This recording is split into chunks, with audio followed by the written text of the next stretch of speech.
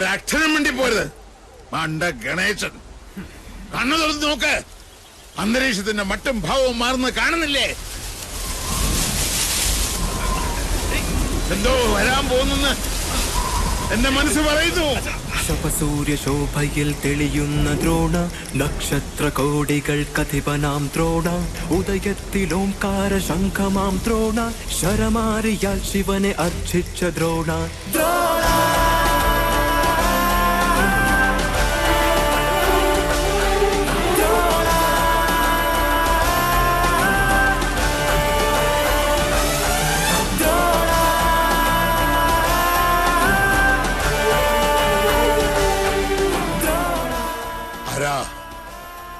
ഏതായി അവതാരം?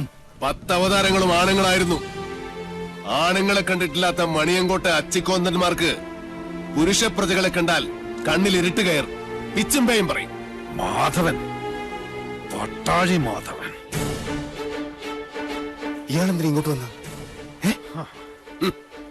അച്ഛനും മക്കളും വെച്ച പടക്കൊന്തേ പൊട്ടിയില്ലേ? രാവിലെ ഇല്ലത്തുനിന്ന് ഇറങ്ങുമ്പോ നെല്ലൂർമനെ കാറ്റത്ത് ധൂളിയാക്കി പറത്തിക്കളയാമെന്ന് വ്യാമോഹിച്ചു അല്ലേ? എനിക്ക് നെല്ലൂർമനെ ഇതുപോലെ കാണണമെന്ന് മോഹമുണ്ടെങ്കിൽ അത് തടയാൻ മാത്രം പോന്നവരല്ല മണിയങ്കോട്ട മണ്ണുണ്ണികൾ. മാധവൻ, പട്ടാഴി മാധവൻ, പട്ടാഴി മാധവൻ നമ്പൂതിരി. ഭഗവാന്റെ തിടമ്പ് പോലെ ചൈതന്യമുള്ള പട്ടാഴി മാധവൻ എന്തിനാ തിടുക്കപ്പെട്ടിപ്പ് ഇങ്ങോട്ട് വന്നത്? മന വാങ്ങാനോ അതോ കുഞ്ഞുണ്ണിയുടെ കൊലയറ കാണാൻ?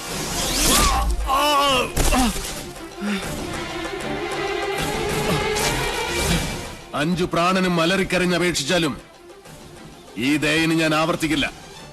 ഒരു ദിവസം അവസാനിപ്പിക്കും നിന്റെയൊക്കെ ധാർഷ്ട്യം ഞാൻ. പക്ഷേ അന്നും തീരില്ല എന്റെ വ്യസനം. അവനെ വിടുക.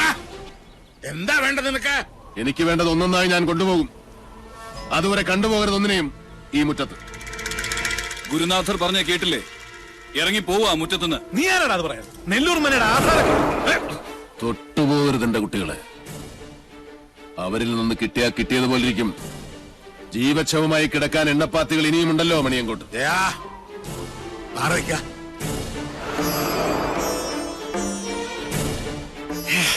ആധാരം കാണണോ?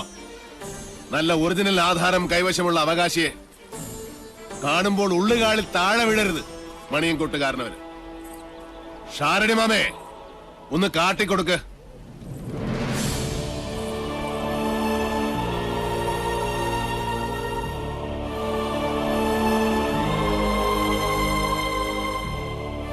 നെല്ലൂർ മനയുടെ അവകാശി തുളസിമണി.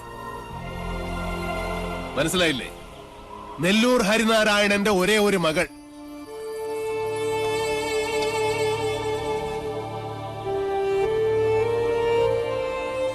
ഗുപ്തൻ ഓർമ്മയില്ലേ ആ ദിവസം? അന്ന് ഹരിയുടെ തോളിലിരുന്ന 5 വയസ്സുകാരി പെൺകുട്ടിയെ ആർക്കും കൊടുത്തില്ല. മണിയങ്കോട്ട് സാവിത്രിയുടെ കണ്ണിപ്പോലും പെടാതെ ഇവളെ ഞാൻ ഷാരത്തെ അടുക്കളയിലിട്ട് വളർത്തി. ദുഷ്ടഗ്രഹങ്ങളുടെ ദൃഷ്ടിയിൽ നിന്നും ഒളിപ്പിച്ചു.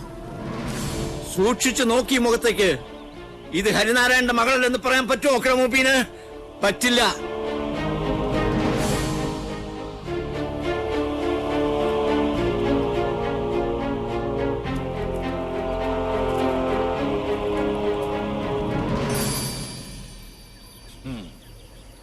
പാവം ഈ ശാരൻ. 7 സമുദ്രങ്ങൾക്കപ്പുറം ഒളിപ്പിച്ചിട്ടും നീ രക്ഷപ്പെട്ടില്ലല്ലോ മോളെ. എത്ര ആവാഹിച്ചിട്ടും സാവിത്രി ഇറങ്ങി വരാത്തതിന്റെ രഹസ്യം ഇപ്പൊ മനസ്സിലായി. കാത്തിരിക്കുക അവള്. ചെല്ല്, വലതുകാല് വെച്ചങ്ങട് കയറുക. ഈ തുളസിക്കതിരും സാവിത്രി പറിച്ച് തലേ ചൂടും. അതിനു മുമ്പ് സാവിത്രിയെ ചുട്ട് ഭസ്മമാക്കി നിങ്ങളുടെ നെറ്റിയിൽ ചാർത്തിയിട്ടുണ്ടാവും മാധവൻ. പഞ്ചഭൂതങ്ങളും അഷ്ടദിക്കുകളും 5 സ്വരൂപത്തിൽ വാഴുന്ന ഈശ്വരൻ സാക്ഷി. ഇന്ന് തുടങ്ങും നിന്റെയൊക്കെ രാപ്പനി. പോ, ചെന്ന് രാശി വെച്ച് നോക്ക്. നിന്റെയൊക്കെ ലഗ്നത്തിലും ചന്ദ്രനിലും മൃത്യു നിറഞ്ഞു നിൽപ്പുണ്ടാവും. പോ, വന്ന വഴിക്ക് പോകാൻ. മക്കൾക്ക് അച്ഛൻ വഴികാട്ടി കൊടുക്ക.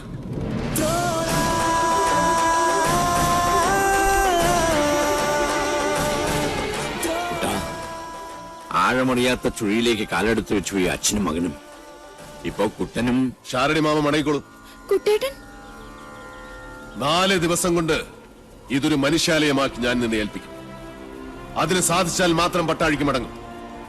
അല്ലെങ്കിൽ എനിക്ക് ചിത കൂട്ടാൻ കിഴക്കേത്തൊടിയിലെ മാവ് പോലും വെട്ടരുതെന്ന് അമ്മയോട് പറയണം. ശവം പാഴ്വിറക് കൂട്ടി അതിലിട്ട് കത്തിച്ചു കളയണം.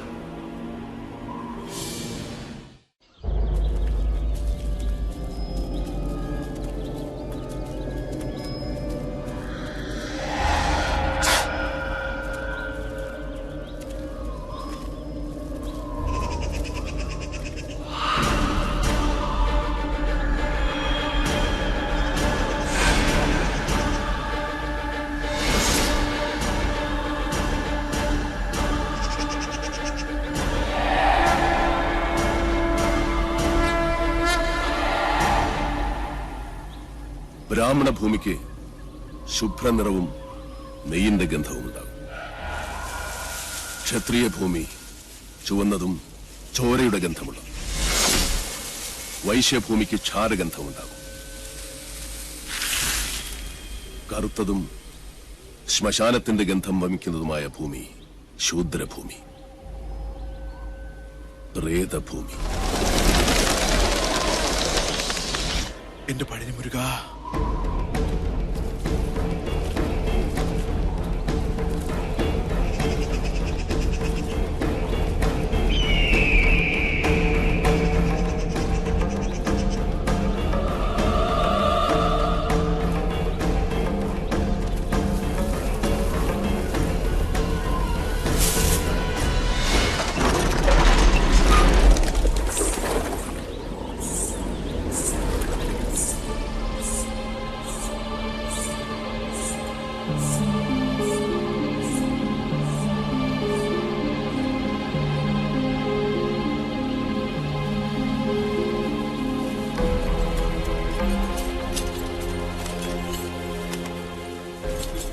കൊള്ളാം. ഉളിയന്നൂർ തച്ചൻ മണ്ണും മരവും കൊണ്ടെഴുതിയ കവിത. ഭൂമിയിൽ ഒരു തച്ചന് 8 തരം ഗ്രഹങ്ങൾ പണിയാം. അതെ, എന്തോ ലക്ഷണം കണ്ടിട്ട് നെല്ലൂർമന ഏതിനത്തിൽപ്പെടും? ഹിരണ്യനാഥം, സിദ്ധാർത്ഥം, സുക്ഷേത്രം ഏത്? തെക്കിനി, പടിഞ്ഞാറ്റ, വടക്കിനി, കിഴക്കിനി 4 ചേർന്ന് നിൽക്കുന്നത് യമശൂർപ്പമല്ല, തീർച്ച. യമദൈവതം മരണം മാത്രം പ്രദാനം ചെയ്യും. അമ്പട തച്ച.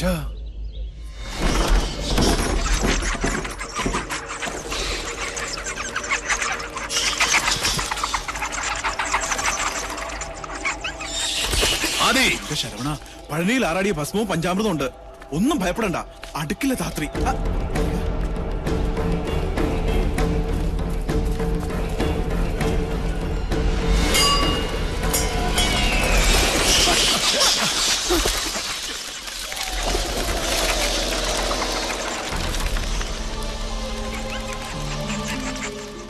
തിരുത്തും. എഴുതിയവനെ കൊണ്ട് തന്നെ ഈ കവിത ഞാൻ തിരുത്തിക്കും. സന്ധ്യയ്ക്ക് മുമ്പേ ഉളിയന്നൂർ തച്ചന്റെ തന്നെ താവഴിയിൽ ഒരുത്തൻ ചെമ്പറയിലെത്തും.